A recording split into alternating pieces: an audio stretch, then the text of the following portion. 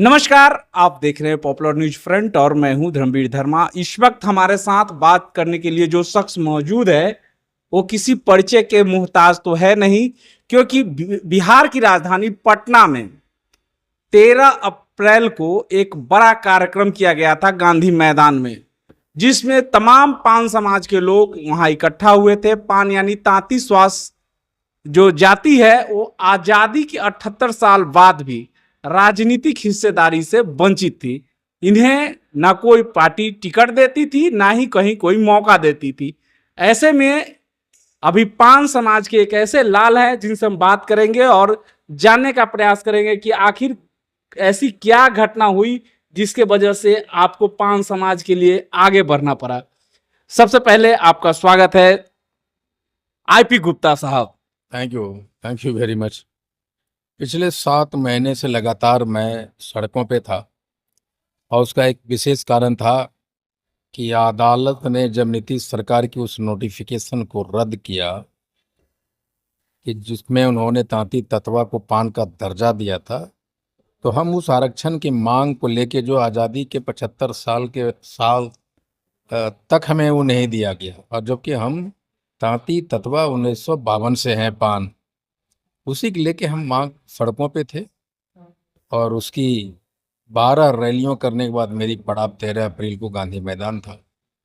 और ना हमने अपने आरक्षण नहीं दिया हमारे नौजवानों को, हमारे समाज के लोगों में। बिहार में तो कुछ समय के लिए पान स्वास्थ्य जो बोलते हैं उन्हें अनुसूचित जाति में शामिल भी किया गया था और अचानक से फिर हटा दिया गया। इसीलिए मैं कह रहा हूँ ना कि 1968 में जेपीसी के रिपोर्ट, 1992 में लालू जी हमें देते हैं, फिर 2015 में नीतीश जी तांती ततवा को पान का दर्जा देते हैं।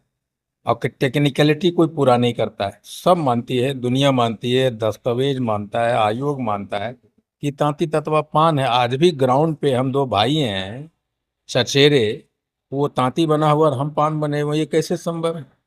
जब हमारा खून एक ही है, एंसेस्टर हमारे एक है, तो हम तांती वो पान कैसे? हमारी मांग यही है।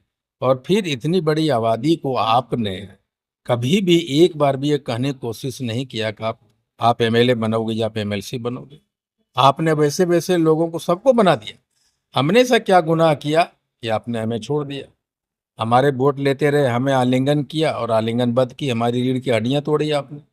इसलिए हमने अपने लोगों को कहा कि दुनिया में कुछ भी चीज हासिल नहीं होता, अपने आप हासिल नहीं होता, उसके लिए लड़ना पड़ता है, छीनना पड़ता है। छीनना। राजनीति में तो धकेलना पड़ता है। राजनीति में बेटा अपने बाप को, इतिहास है, और बाप अपने बेटे तक को धक्का दिया है, हाल ही में हुआ, हम लोगों ने देखा है।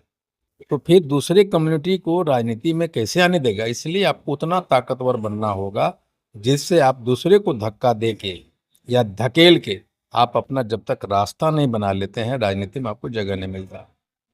आईपी गुप्ता साहब, जिस तरीके से आपने पूरा गांधी मैदान को पाटने का काम किया, बड़े बड़े जो सत्ताधारी लोग हैं उनकी भी ये निशात नहीं होती है कि गांधी मैदान को पूरा पाट दे लोगों से। और आपकी जो रैली हुई और वहां से एक बड़ी घोषणा भी आपने की कि नए पार्टी का ऐलान कर दिया वहां से, तो क्या पार्टी आपकी रजिस्टर्ड हो गई है? नहीं, अंडर प्रोसेस है। देखिए, हमेशा एक बात है कि हमारा हर कदम आरक्षण की ओर है। हमने आंदोलन किया आरक्षण के लिए, हमने रैलियां की आरक्षण के लिए, हमने हेलीकॉप्टर उड़ाए आरक्षण के लिए, हमने गांधी मैदान भरा आरक्षण के लिए, हम पार्टी गठन की आरक्षण के लिए, हम चुनाव लड़ेंगे आरक्षण के लिए। मेरा पहला जो मांग है, हमारा जो उद्देश्य है, विजन है, हमारा आरक्षण हमें वापस करो। हम ये नहीं कह रहे कि मुझे अनुसूचित जाति में शामिल करो, हम कह रहे हैं कि हमारा जो आरक्षण संविधान ने दे रखा है वो मुझे आप वापस करो, बस। जो हमारी आबादी है उसके हिसाब से हमें हिस्सेदारी मिले। बिल्कुल। अब है क्या कि भाई आरक्षण देते हो छीन लेते हो, तो उसको बचाने वाला आदमी चाहिए। और हमसे जो बहुत कमतर वाले जो जनसंख्या है, आप उसे दे रहे हैं, सत्ता में बिठा रहे हैं, और हमसे सिर्फ आप वोट लेते हैं। हमें भी बिठाओ वहाँ, हमारी ये इंक्लूसिव ग्रोथ का मतलब क्या होता है कि जो सबसे बड़ा स्टेक होल्डर होता है डेमोक्रेसी में वो पब्लिक होती है, जनता होती है। अब जनता में हम लोगों ने जातियां बांट के रखी है, धर्म बांट के रखे हैं। आप जिस धर्म को मानते हैं आप स्टेक होल्डर है। हम जिस जाति से हैं एक बिगेस्ट स्टेक होल्डर है। और इसलिए आप हमें, अगर आप इंक्लूसिव ग्रोथ की कॉन्सेप्ट को आप सोचते हैं, परिकल्पना करते हैं, तो हमें भागीदारी दी।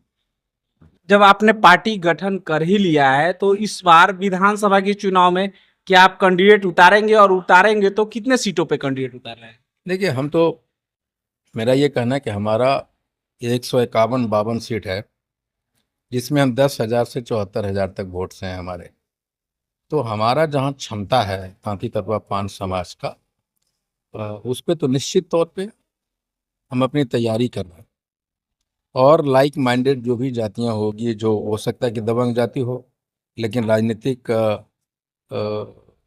राजनीतिक तौर पे आज के दिन में हाशिए पर हों, तो हम उनको भी कहेंगे वापस लड़िए। आइए हम दोनों मिल के लड़ते हैं, आप मेरे लिए लड़िए, हम आपके लिए भी लड़ेंगे। जब आप हिस्सेदारी की बात कर रहे हैं तो अभी केंद्र सरकार का हाल ही में एक बड़ा निर्णय लिया गया कि अब जातिगत जनगणना होगी और समूचे देश में होगी।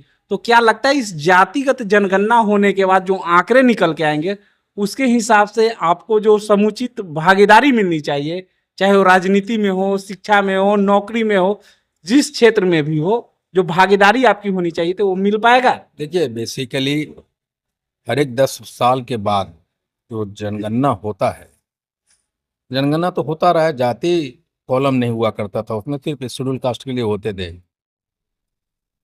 कोई भी डाटा जब सरकार कलेक्ट 1931 में जो जातीय आंकड़े आए उसके बाद आज तक किसी भी तरीके का जातीय आंकड़े सार्वजनिक नहीं की गई, और उस आंकड़े के आधार पे ही आज तक जो आरक्षण का दायरा है वो चलते आ रहा है।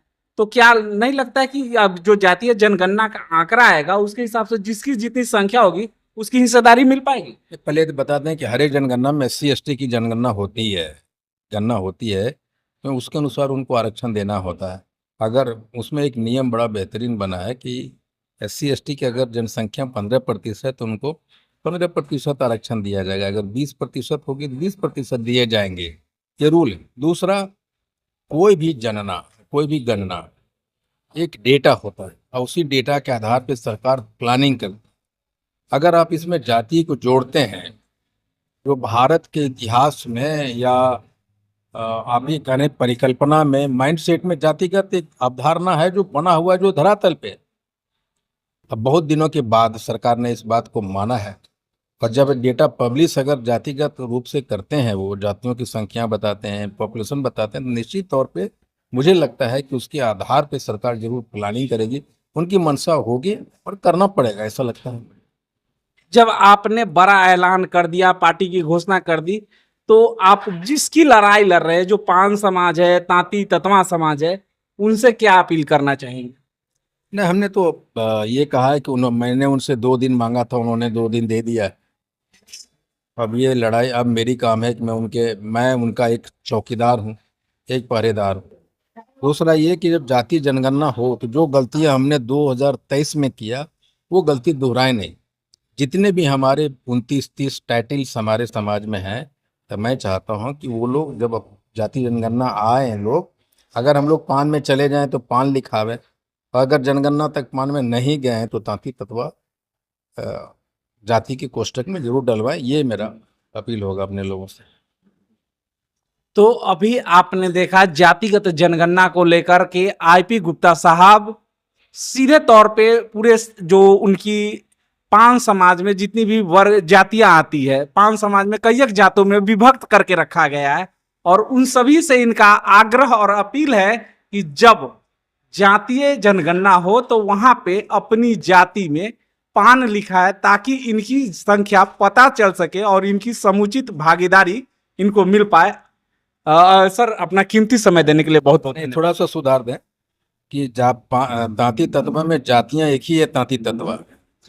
टाइटिल 29-30 है, ये है उपनाम है, पर्यायवाची है, उनके टाइटल्स हैं बेसिकली। टाइटल्स है। हाँ, टाइटल्स हैं 30, लेकिन जाति एक ही है, तांती तत्वा।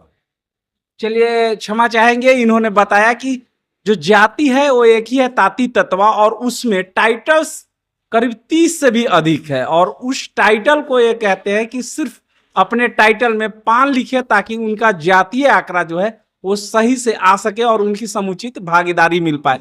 अपना कीमती समय दिया आपने, इसके लिए बहुत बहुत धन्यवाद। अभी हमारे साथ आईपी गुप्ता साहब थे, इन्होंने बखूबी बता दिया कि जो जातीय का आंकड़ा है उसको सही से प्रेजेंट करें ताकि उनकी समुचित भागीदारी मिल पाए। आगे भी इस तरीके की खबर लेके हम आते रहेंगे। हमारे साथ जुड़े रहने के लिए आपका बहुत बहुत धन्यवाद।